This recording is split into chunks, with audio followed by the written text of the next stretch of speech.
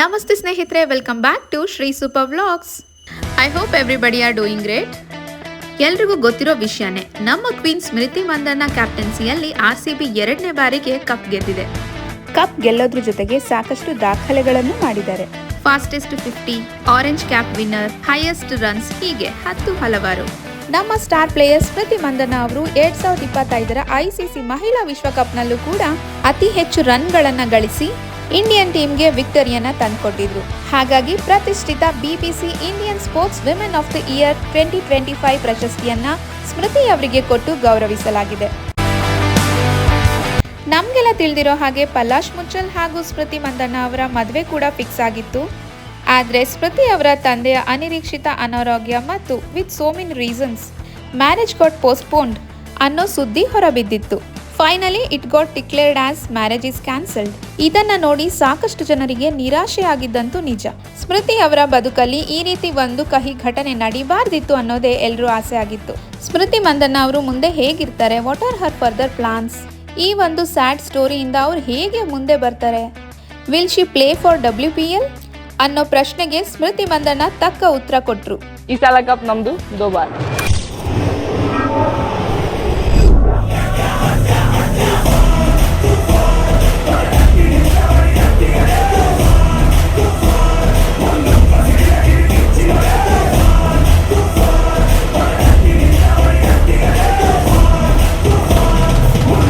Personal ಲೈಫಲ್ಲಿ ಎಷ್ಟೇ ನೋವಿದ್ರೂ ಕೂಡ ದೇಶಕ್ಕಾಗಿ ಆಡ್ತೀನಿ ಅನ್ನೋ ಅವರ ಛಲನ ನೋಡಿ ಪ್ರತಿಯೊಬ್ಬರು ಭೇಷ್ ಅಂದ್ರು. WPLನಲ್ಲಿ RCB ಗೆಲುವು ಕೇವಲ RCBಯದು ಮಾತ್ರವಾಗಿರಲಿಲ್ಲ, ಅದು ಸ್ಮೃತಿ ಮಂದಣ್ಣ ಅವರ ಗೆಲುವು ಕೂಡ.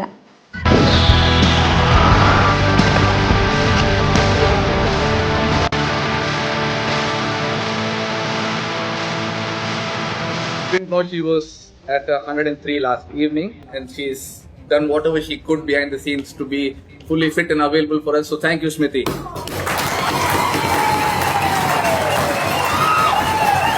WPLನಲ್ಲಿ ಸ್ಮೃತಿ ಅವರಿಗೆ 103 ಫೀವರ್ ಇದ್ರೂ ಕೂಡ ಅವರು ಆಟ ಆಡಿದ್ದಾರೆ ಅಂತ ಅವರ ಕೋಚ್ ಹಾಗೂ ಟೀಮ್ ಅವರಿಗೆ ಅಪ್ರಿಷಿಯೇಟ್ ಮಾಡಿದ್ದಾರೆ.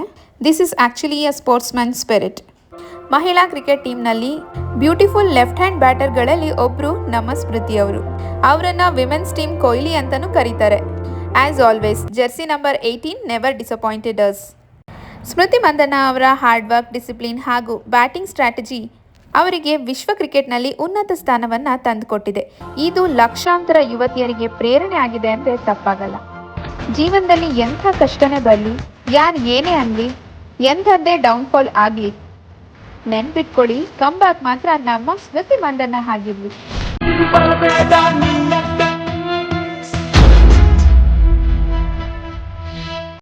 ಇವತ್ತಿನ ಸ್ಫೂರ್ತಿದಾಯಕಿ ಸ್ಮೃತಿ ವಿಡಿಯೋ ನಿಮಗೆಲ್ಲ ಇಷ್ಟ ಆಗಿದ್ರೆ ಲೈಕ್, ಶೇರ್, ಸಬ್ಸ್ಕ್ರೈಬ್ ಮಾಡೋದನ್ನ ಮರಿಬೇಡಿ. ಮುಂದಿನ ವಿಡಿಯೋದಲ್ಲಿ ಮತ್ತೆ ಸಿಗೋಣ. Thank you so much for watching.